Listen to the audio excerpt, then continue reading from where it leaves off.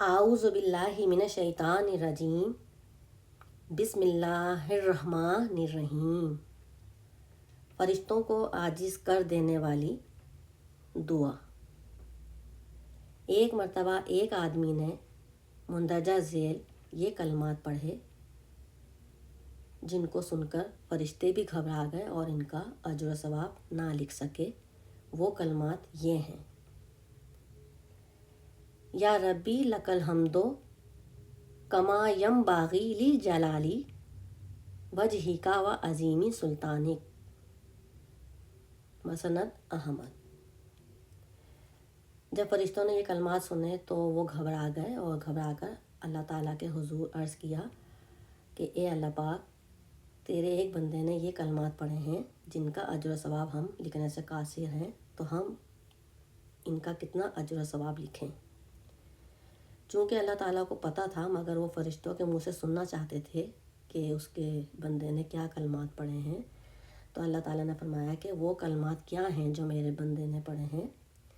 تو تب فرشتوں نے عرض کیا، وہ کلمات یہ ہیں: یا ربی لک الحمد کما ینبغی لجلالی وجہک و عظیم سلطانک۔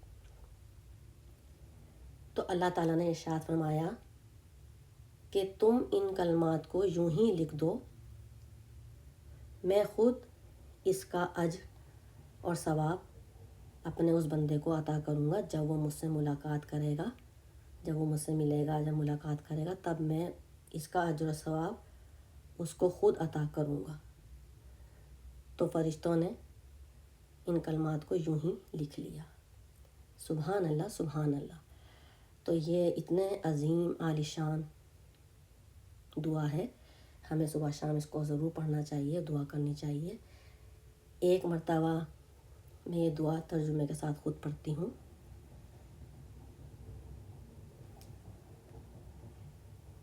یا ربی لک الحمد کما ینبغی لجلالی وجہک و عظیم سلطانک۔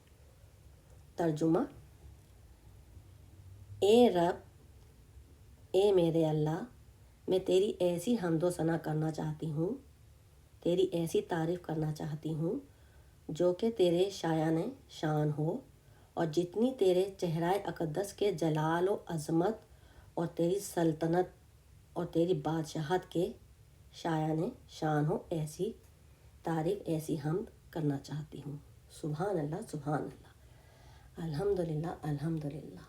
تو یہ اتنی عظیم دعا ہے، ہمیں یہ دعا کا اہتمام ضرور کرنا چاہیے، جس کا اجر و ثواب اللہ تعالیٰ خود عطا کریں گے، بے شک بے شک۔ سبحان اللہ، سبحان اللہ، الحمدللہ، الحمدللہ، الحمدللہ رب العالمین والحمدللہ رب العالمین برحمتک یا ارحم الراحمین۔ صدق اللہ العظیم۔ غزالہ تبسم۔ اللہ حافظ۔